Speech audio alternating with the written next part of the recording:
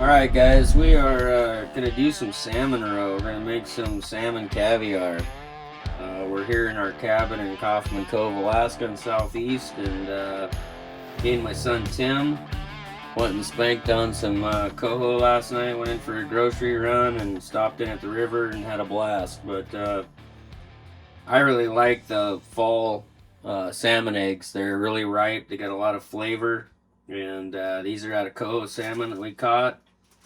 Um, this is out of about I think it was 4 salmon that were hens that we took the eggs out of. And I've got a tennis racket that I got from the secondhand store for like $1, and it works great for separating. So the technique of this, there's no real technique. All you're doing is you're kind of just grating them off into the bowl. And if you can see down in the bowl, you'll see they're individually coming off. And you just kind of hold the skeined part, the membrane, and work it down in there. But just a little bit, just a little light, soft pressure, and you're just slowly working them off in there. And you can see how now they're all individually in there.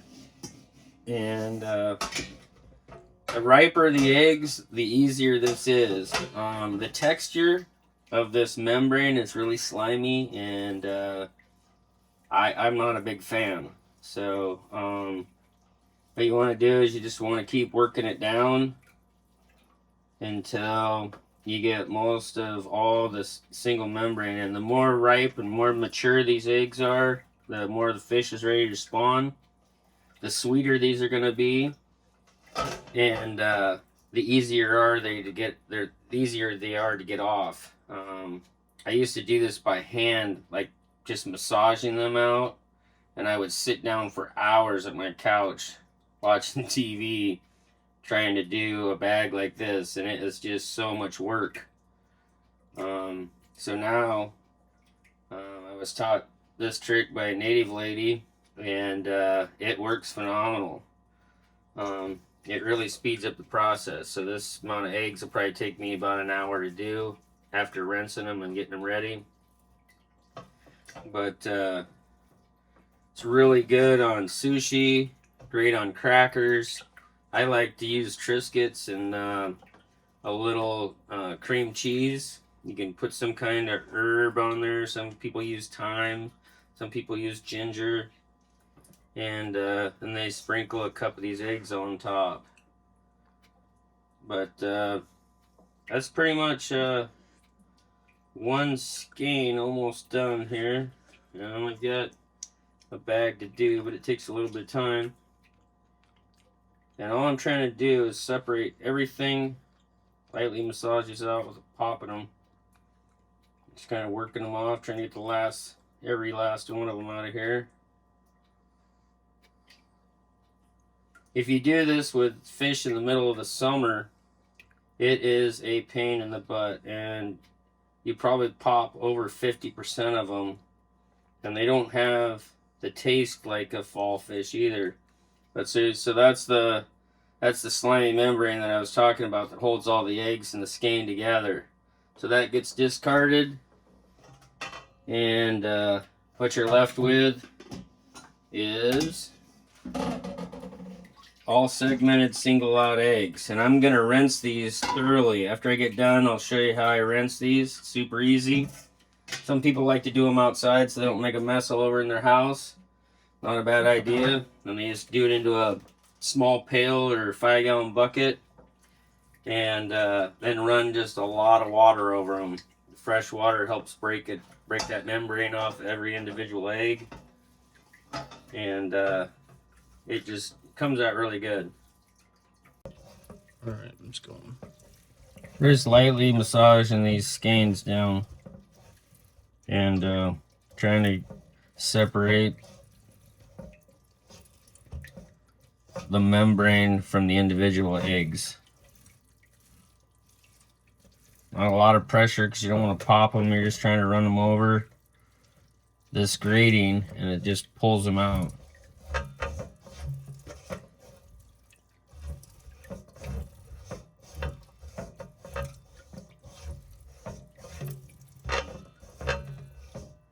You pop some of them, but a lot of them you get out. And when it gets down to the skein, you can just kind of massage them out individually.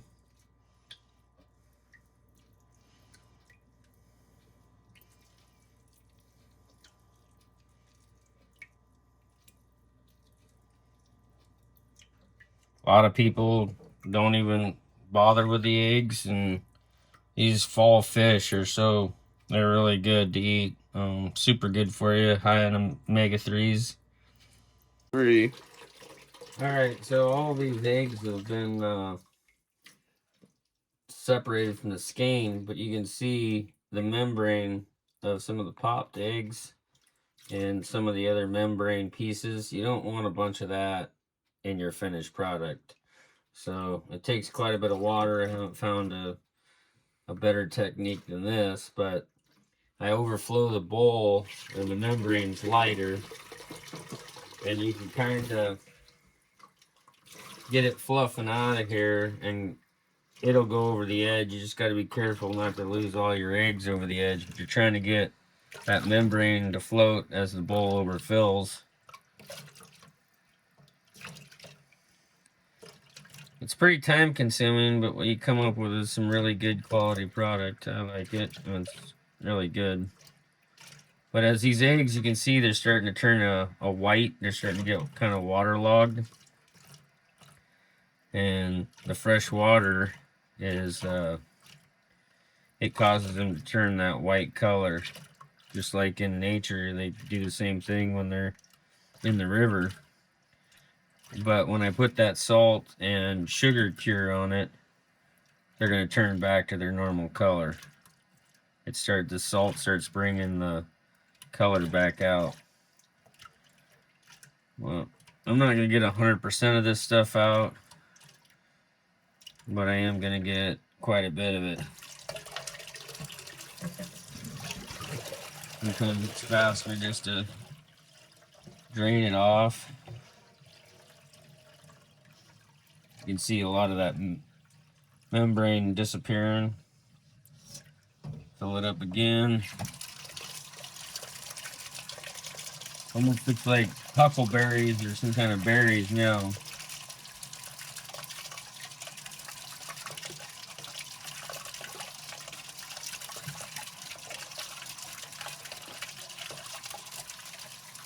But that's about how clean you want it. I mean, you can spend more time, and definitely the more time you spend at it, and the cleaner you get, the more you're gonna not get these little pieces of membrane in there. But some of the eggs are still stuck together. If you can find any of these clumps, try to break them apart. It's looking pretty close to finished. Could spend a little more time on it, but I think I'm gonna call it good. And then they're gonna go in a cake pan, a glass cake pan, and we're gonna put the cure on them. And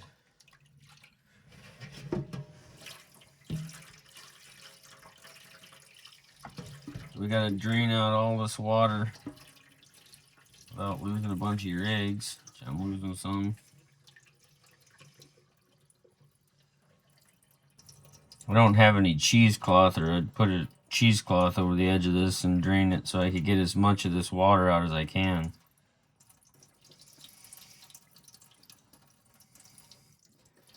You don't want your finished product being soupy.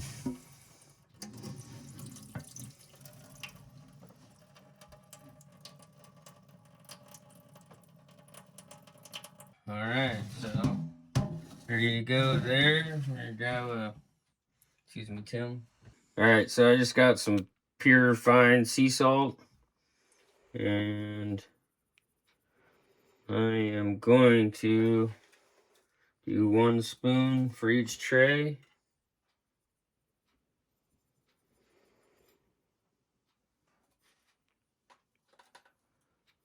Just a little more on this one. It's quite a bit of eggs.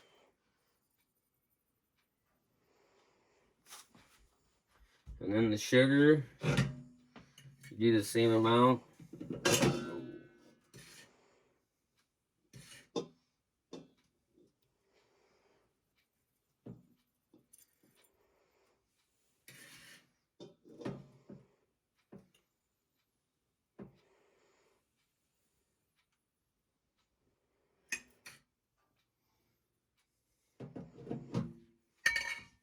We're gonna give them a stir.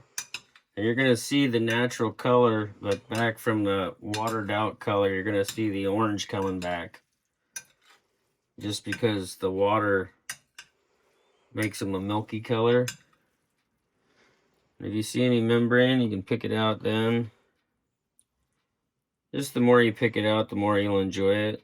I'm not a big fan of slimy things, and when you make it like this and you take the time, it definitely is a nice texture. It's a nice buttery texture when you put it in your mouth, and see, you don't have any sliminess, none of that. So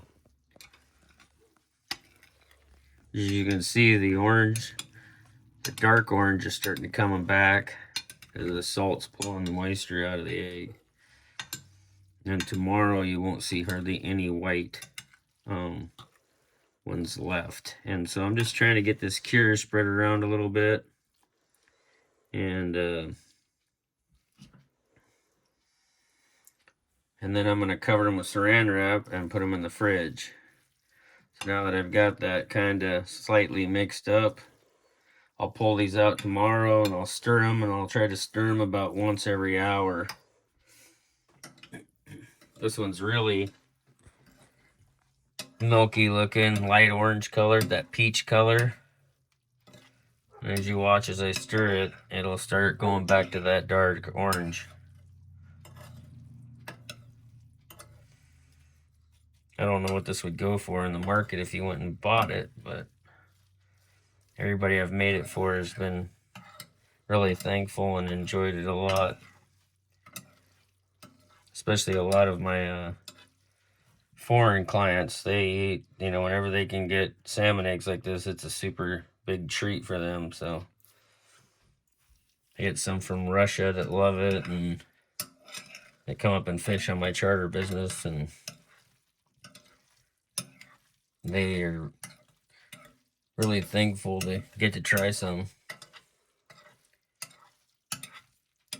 And you can taste them now. It's not gonna hurt anything if you wanna taste test them. I usually think it needs a little more salt or a little more sugar to your liking. I recommend you add it after the next day. Like tomorrow when you stir it. If it tastes a little too sugary and you think it needs a little more salt, then add just a little bit. Let it sit for about an hour. Then add some more, but go in small increments because it overpowers it in a hurry. But if you look at them now, they're both pretty dark orange. Not many of the whiter or peach colored. And it's starting to get soupy. If it gets too soupy, you can drain some of that juice off of it, or you can leave it how it is. But I don't have any cheesecloth, so I was trying to get a lot of the moisture off of them before I put them in this glass pipe, and I did okay, but there's still a lot of juice in here, and I might end up straining some of this off in the morning. That's it. I'm gonna cover them with saran wrap and put them in the fridge, and by tomorrow afternoon they'll be ready to eat, and you can eat them they'll last in the fridge for about, I don't know, 4 to 6 weeks if I don't eat them all by then. But that's salmon roe. Alright guys, this has been sitting for a day, 24 hours in the fridge, and I've been stirring it and then covering it back up. But you can see there is no peach colored ones, no white ones. You can still see a little bit of membrane here and there, but it's good enough. So what I like to do is, it's kind of firm on the top as it's been sitting, kind of gelatins them up, and I like to stir them up before I jar them. That way all the brine that settles at the bottom, that's the whole reason for stirring them, is you want to keep that brine moving and fully coating those eggs. So you can see it got a little waterier, a little wetter, but so pretty stirred up. You don't want to smash them or pop the eggs because you've done all that work. But I've got this canning funnel, And I gave these jars of hot water and bleach bath, washed them. If you got a dishwasher, you can sterilize them that way. It works great. But you just keep the rims all clean by using these canning funnels, which I've got some mousse in the canner right now that I'm jarring up. These came out really buttery. They're awesome. They got a really good flavor. They're nice and firm. I've already sampled a few of them. Had some with crackers.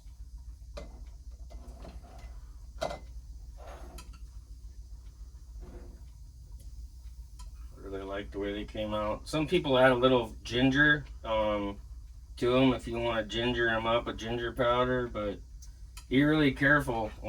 Whatever you put on them, they really take it in a lot. So be careful what you put on them.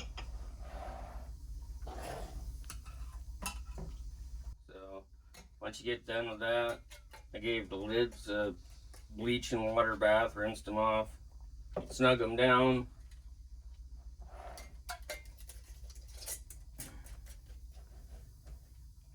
You just don't want any foreign bacteria because you're not cooking them. You're just putting them in the fridge and eating them. But got to get one more ring. But it comes out some really pretty product. I mean, I don't know what that would go for on a market scale, but I really enjoy them. I think if you have them and you make them for people that like sushi and the whole gamut of seafood, you'll really like them. But if you guys like what you're seeing, please subscribe, share it. Just put a comment on there. Let me know that you liked it or didn't like it, or you do something different. Heck, I'll give it a shot. I'm always up for new stuff and trying new things. So please subscribe, check it out, share it, and it's good to know where your food comes from. So whack 'em and stack 'em.